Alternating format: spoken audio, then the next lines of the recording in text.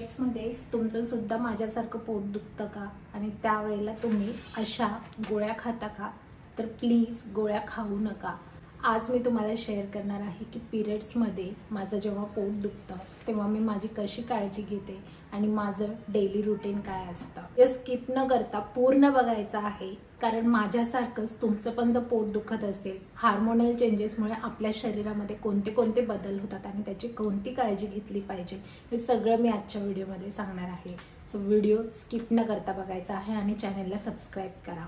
तर सगळ्यात पहिले मी काय करते, माझी बॉडी पिरियड्सच्या दिवसामध्ये जास्तीत जास्त हायड्रेटेड कशी राहील याची काळजी घेते। आता एरवी सुद्धा मी पाणी 3 ते 4 लिटर पितेच आणि हायड्रेटेड ठेवते माझी बॉडी, तरी सुद्धा पिरियड्सच्या दिवसामध्ये न चुकता मी काही गोष्टी अजून इन्क्लूड करते। जसं की रेग्युलरली मी हे चिया सीड्सचं जे पाणी आहे ते पिते। मगाशी मी तुम्हाला दाखवलं की हे पाणी मी कसं बनवलेलं आहे। जस्ट चिया सीड्स मी याच्यामध्ये टाकलेले आहेत आणि लिंबू पिळलेला आहे। आता हे पाणी मी दिवसभर कसं पिणार आहे ते तुम्हाला दाखवते। आता याच्यामध्ये मी 1 ते 1.5 चमचा चिया सीड्स टाकलेला आहे, त्यानंतर लिंबू पिळलेला आहे आणि पाणी टाकलेलं आहे। आता ते पाणी मी मोरिंगा पावडर आणि आपली फ्लॅक्स सीड्स म्हणजे अळशीची पावडर जी मी बनवलेली आहे त्याच्यासोबत हे पाणी घेणार आहे। आता मोरिंगा पावडर इझिली मिळते दुकानांमध्ये, तर तुम्ही घेऊ शकता। मोरिंगा म्हणजेच आपल्या शेवगाच्या शेंगांची पावडर, ज्याच्यामध्ये हायली कॅल्शियम असतं, प्रोटीन असतं आणि जे आपल्या शरीरासाठी खूप उपयोगी असतं। अजूनही इतर घटक असतात। सीड्स फ्लॅक्स सीड हे आपल्या शरीरातील हार्मोन्स बॅलन्स करण्याचं काम करतं, म्हणूनच स्त्रियांनी न चुकता रोज त्यांच्या डाएटमध्ये फ्लॅक्स सीड इन्क्लूड केलं पाहिजे। तुम्ही फ्लॅक्स सीडची चटणी खाऊ शकता किंवा त्याची पावडर करून अशी गरम पाण्यामध्ये घेऊ शकता किंवा तुम्ही नुसते रोस्ट करून सुद्धा फ्लॅक्स सीड खाऊ शकता। सो वेगळ्या वेगळ्या पद्धतीने तुम्ही ते तुमच्या डाएटमध्ये इन्क्लूड करू शकता। जसं चपातीच्या पिठामध्ये टाकू शकता चपाती करताना किंवा पराठा करताना ते स्प्रिंकल करू शकता। असं वेगळ्या वेगळ्या प्रकारे म्हणजे वरण भातासोबत पण तुम्ही ते चटणी म्हणून खाऊ शकता। सो खूप पद्धतीने तुम्ही ते डाएटमध्ये इन्क्लूड करू शकता। रोज 1 ते 2 चमचा जरी तुम्ही फ्लॅक्सीड म्हणजेच अळशी जर तुमच्या याच्यामध्ये डाएटमध्ये इन्क्लूड केली तर हार्मोनल जे बदल आहेत आपल्या बॉडीमध्ये, जे काही अपडाऊन्स होत असतात ते सगळे बॅलन्स होण्यासाठी खूप छान मदत करतात।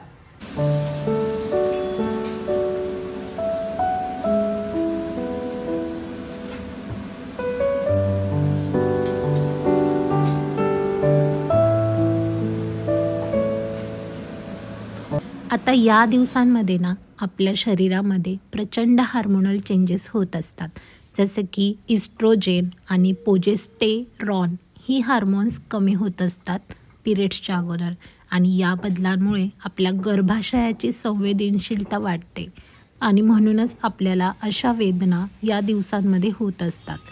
हे महत्त्वाचं कारण झालेलं आहे, पण इतर कारणंसुद्धा आहेत, जसं की जास्त स्ट्रेस घेणे किंवा एन्झायटी होणे, झोपेची कमतरता, आपल्या शरीरामध्ये पाणी कमी असणे, आपण एक्सरसाइज न करणे आणि PCOD, PCOS यासारखे आपल्याला जर आजार असतील तर नक्कीच आपल्याला या वेदना जास्ती तीव्र प्रमाणामध्ये जाणवतात।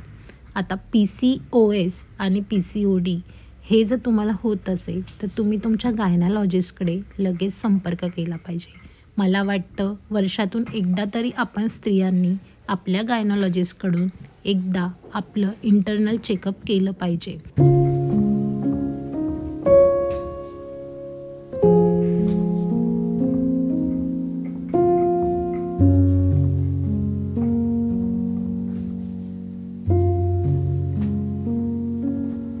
आता तुम्ही सध्या बघतच आहात की आपण इतके धावपळीच्या जगामध्ये आहोत। सतत स्ट्रेस, एन्झायटी आणि ओव्हर थिंकिंग, कमी झोप, कमी पाणी पिणं, डाएट योग्य नसणं, या सगळ्यांमुळे आपल्याला हे क्रोनिक डिजीज आता व्हायला लागले आहेत, जसं की PCOS, PCOD म्हणजेच कमी रक्त जाणे किंवा जास्त रक्त जाणे किंवा मग 5 दिवसांच्या ऐवजी 3च दिवस जाणे, हळूहळू 1 दिवस कमी होत जाणे। मग या सगळ्यामुळे आपल्या पोटात दुखणे, आपल्याला मळमळ होणे किंवा मग काहीच करू न वाटणे, प्रचंड चिडचिड होणे, चेहऱ्यावरती पिंपल्स येणे, वीकनेस वाटणे या सगळ्या गोष्टी होतात. म्हणून या 5 दिवसांमध्ये शक्य होईल तितकं आपल्या डाएटवरती लक्ष द्यायचं, शांत राहायचं, आपली आवडती गाणी ऐकायची, मेडिटेशन करायचं, हलकासा आहार घ्यायचा, जास्त तेलकट नाही, जास्ती तिखट नाही.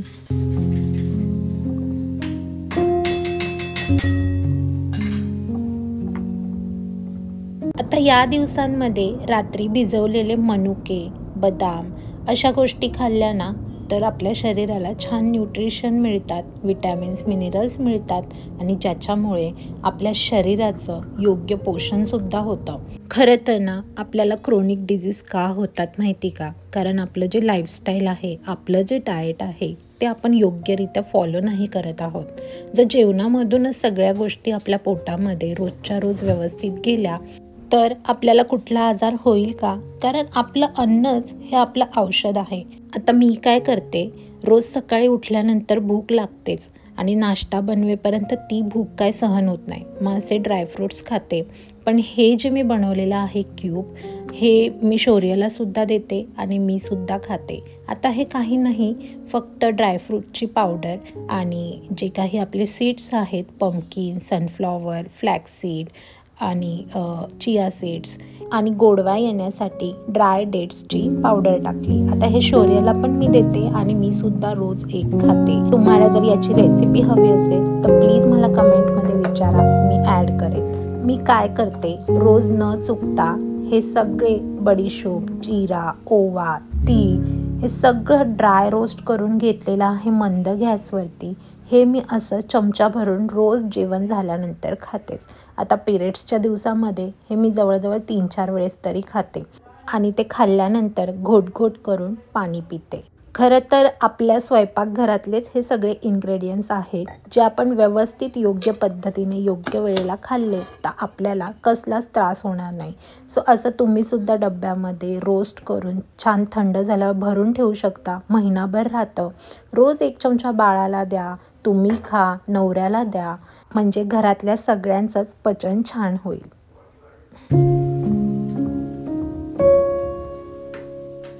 कधी पिरियड्समध्ये खूप जास्त दुखतं. त्यावेळेला पेन किलर खाण्यापेक्षा मी असं गरम पाण्याच्या पिशवीने पोट शेकवून घेते. आता या अशा छोट्या इलेक्ट्रिक पिशव्यासुद्धा मिळतात. त्या छान गरम केल्या की 1 ते 2 तास गरम राहतात आणि त्या पिशवीने आपलं ओटीपोट, कंबर, पाठ, आपल्या मांड्या या शेकवून घेतल्या की आपल्याला बरं वाटतं. गोळी घ्यायची गरज पण नाही.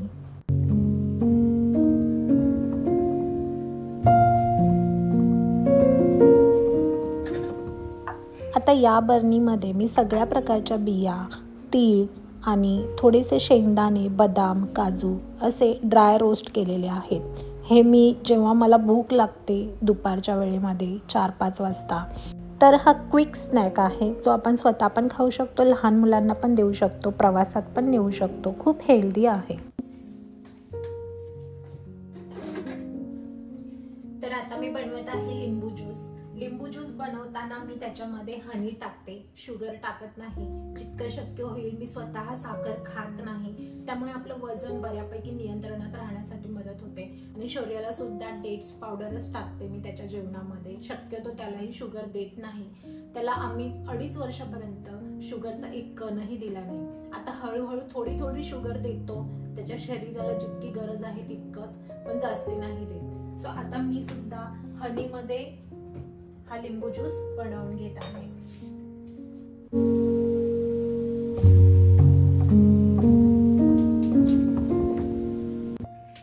आता खरं सांगू ना, पिरियड्स मध्येच ही काळजी घ्यायची का? तर नाही. रोज आपण अशी आपली काळजी घेतली पाहिजे, कारण घरातली कामं ही काही चुकत नाहीत, आयुष्यभर चालूच राहणार आहे. पण आपण जर हेल्दी असू, आपण जर स्ट्रॉंग असू, आपल्या शरीराला आपण जर हवं ते देत असू, तर मग आपलं शरीर छान काम करणार आहे. आणि आपलं शरीर छान काम करेल तेव्हा तर कुठे जाऊन आपलं घर आपण सांभाळू शकतो, आपला नवरा, आपलं बाळ, आपला संसाराचा राडा पुढे नेऊ शकतो. सो त्यापेक्षा आपण स्वतःची योग्य काळजी घेणं हे जास्ती महत्वाचं आहे. जितकं दुर्लक्ष करू आजार तितके मोठे मोठे होत जातात. छोट्या गोष्टी जर आपण डेली रुटीन मध्ये केल्या तर ना डॉक्टरची गरज आहे, ना हॉस्पिटलमध्ये जाण्याची गरज आहे, ना बेडवरती पडून राहू. उत्साही राहू, एनर्जेटिक राहू, घरातल्यांचीही काळजी घेऊ आणि स्वतःही छान हव्या त्या गोष्टी आपण करू शकू. चला तर आता हे हनी मी याच्यामध्ये ऍड करते.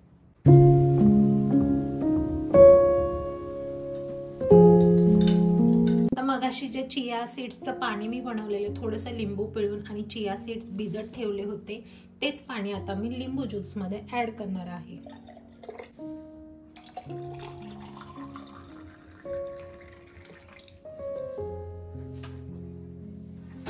किती सुंदर दिसतंय ना. दिसायला जितकं सुंदर दिसतं तितकंच टेस्टी आहे, आपल्या आरोग्यासाठी चांगलं आहे आणि हे पिलंच पाहिजे आपण रोज न चुकता. जरी तुम्हाला रोज नाही पिता आलं तरी सुद्धा असं तुम्ही आठवड्यातून 2-3 वेळा तरी लिंबू ज्यूस प्या. विटॅमिन सी आपल्या पोटात जातं, इम्युनिटी वाढते आणि सोबत चिया सीड्स आहे ज्या जास्ती हाय प्रोटीन फूड म्हणून ओळखलं जातं. चिया सीड्सला सब्जासारखेच असतात आणि छान लागतात.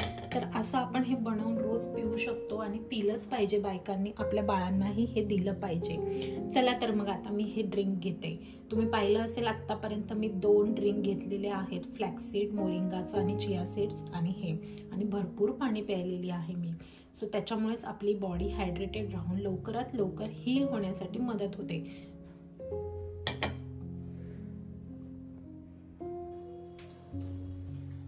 आता मी पटकन डाळ खिचडी बनवून घेत आहे. आज हलकत जेवण मी करणार आहे. डाळ खिचडीसाठी मी ही डाळ घेतलेली आहे, मूग डाळ आणि आपली मसूर डाळ, लाल मसूर डाळ. लाल मसूर डाळमध्ये खूप आयर्न असतं म्हणून ती आपण खाल्लीच पाहिजे. आता या दोन्ही डाळींचं मिक्स मी इंद्रायणी जो तांदूळ आहे आमचा त्याच्यासोबत मिक्स भात लावणार आहे. छान मऊसूत शिजवून घेणार ती आणि मस्त तिला मोहरीचा आणि लसणाचा तडका देणार आहे. हेच आमचं आजचं कम्फर्ट फूड आहे. तुम्ही पण डाळ खिचडी अशा प्रकारे खाता का मूग डाळीची, मला नक्की सांगा कमेंटमध्ये. कारण मी खूप वेगळ्या वेगळ्या प्रकारच्या खिचड्या बनवते, पण ही जी आहे झटपट होणारी, आता मला शौर्याला आणायला जायचंय तर पटकन ही डाळ खिचडी मी आता 5 मिनिटात बनवून घेते कुकरमध्ये.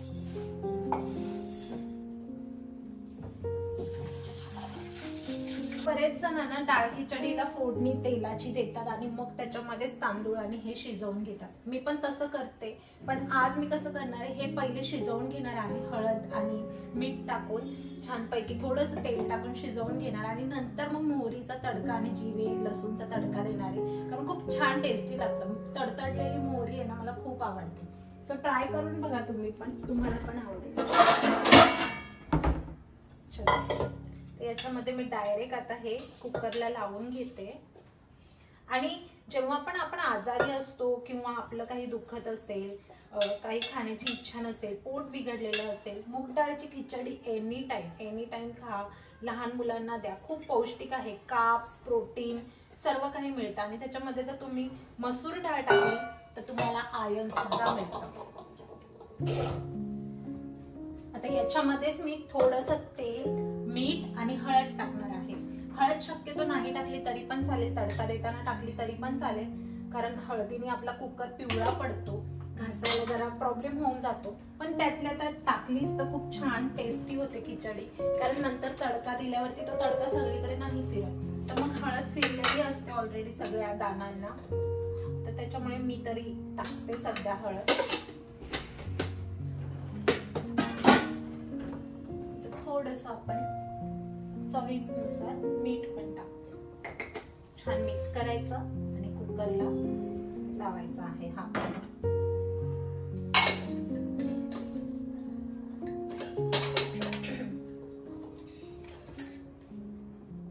आता हा भात जो आहे मी आता तेल टाकलेला आहे आणि जेव्हा हा भात होईल त्यानंतर मी वरतून 1 चमचा तूप टाकून खाणार आहे.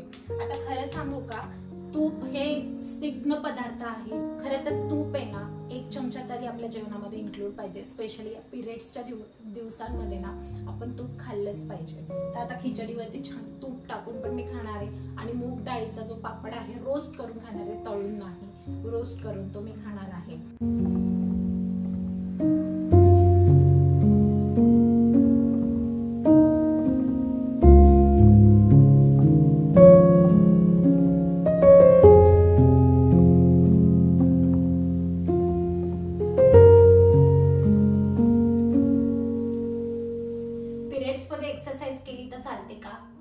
पिरियड्समध्ये एक्सरसाइज केली पाहिजे. कुठलीही एक्सरसाइज करण्यापूर्वी तुम्ही तुमच्या डॉक्टरांचा सल्ला घ्या. जर तुमचं सी सेक्शन झालं असेल किंवा तुम्ही जर TV मध्ये वगैरे बघून करत असाल तर योग्य माहिती YouTubeवरती अवेलेबल असते. ते सगळं बघितल्यानंतर व्यवस्थित चेक केल्यानंतरच तुमच्या बॉडीला कोणती एक्सरसाइज सूट होते आणि कोणती तुम्ही केली पाहिजे ती तुम्ही करावी. आता पिरियड्समध्ये एक्सरसाइज केल्यामुळे काय होतं, आपल्याला एनर्जी मिळते. गर्भाशयाला जास्तीत जास्त ऑक्सिजन मिळण्यासाठी या पिरियड्सच्या दिवसांमध्ये प्राणायाम पण करणं तितकंच महत्त्वाचं आहे. म्हणजे आपल्याला एनर्जी पण मिळते आणि थकवा पण येत नाही आणि आपल्या गर्भाशयाला ऑक्सिजन मिळाल्यामुळे या वेदना कमी होतात आणि आपले पिरियड्सचे दिवस छान जातात.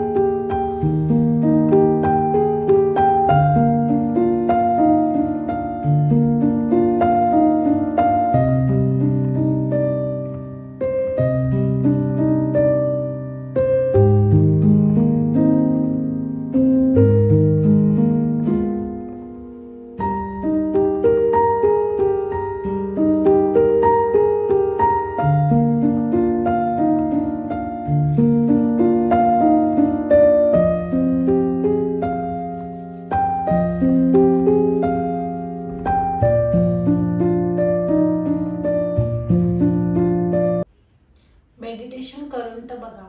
मेडिटेशन केल्यावरच कळतं की त्याचा खरा उपयोग काय आहे, काय वाटतं, काय फिलिंग येते आणि किती फ्रेश वाटतं. सो मेडिटेशन पण रोज नक्की करा. जास्तीत जास्त 5 मिनिटं तरी करा.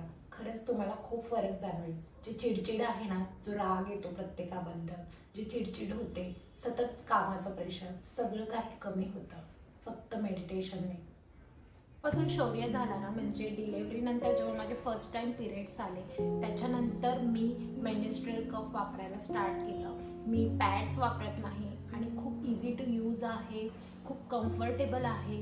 कधी पण कुठे पण नेता येतो, छान स्वच्छता राखता येते आणि स्वस्त पण आहेत, अफोर्डेबल आहेत आणि काहीच त्रास होत नाही त्याचा. मी तरी रिकमेंड करेन की मेन्स्ट्रुअल कप वापरला पाहिजे आपण, कारण एन्व्हायरमेंटल फ्री आहे, इकॉनॉमिकली फ्री आहे. का? कारण पॅड्स हे एन्व्हायरमेंटसाठी चांगले नाही, बरोबर. कितीही म्हटलं ऑर्गॅनिक आहे, हे आहे, ते आहे, तरी पण ते शेवटी कचऱ्याच्या डब्यातच जाणार आहे. आणि मेन्स्ट्रुअल कपचं कसं आहे, तुम्ही एकदा यूज केला तर परत परत यूज करू शकता. त्याला स्वच्छ गरम पाण्याने धुवून त्याच्यासोबत लिक्विड येतं, त्याने तुम्ही छान वॉश करून ते यूज करू शकता. सो मला तरी पिरियड्समध्ये कप वापरायलाच आवडतो.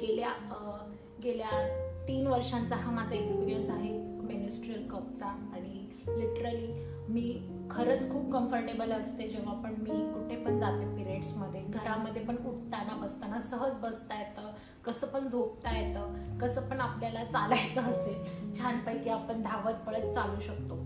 पॅड घातल्यानंतर खूप शक्यता असते पॅड सरकेल का किंवा त्याचे डाग लागतील का ड्रेसला, किंवा मग चांगल्या दर्जाचा पॅड घ्यायचा असेल तर त्याची हाय कॉस्ट असते, तो फेकण्याचा प्रश्न असतो. कुठे आपण गेलो राहायला, गावाकडच्या साईडला गेलो तर तिथे उघड्यावरती असं सहजपणे फेकता नाही येत, कारण तिथे आपल्यासारखे डस्टबिन वेळोवेळी कचरा उचलून नाही नेत, कचरा हा जाळला जातो जवळपास घराच्या. सो त्या ठिकाणी मेन्स्ट्रुअल कप खूप उपयोगी पडतो आणि इझिली आपल्या पर्समध्ये राहतो, कुठे पण आपण त्याला नेऊ शकतो. सो अशा प्रकारे पिरियड्समध्ये मी माझी काळजी घेते. आणि तुम्हाला कसा वाटला माझा हा व्हिडिओ, असं माझं रुटीन असतं. तुम्ही प्लीज जर व्हिडिओ आवडला असेल तर लाईक करा, शेअर करा आणि सबस्क्राईब करायला विसरू नका. अजून जर डिटेलमध्ये माहिती हवी असेल तर कमेंटमध्ये नक्की विचारा, मी त्याच्यावरती व्हिडिओ बनवेन. भेटूयात पुढच्या व्हिडिओमध्ये. तोपर्यंत खूप प्रेम आणि धन्यवाद.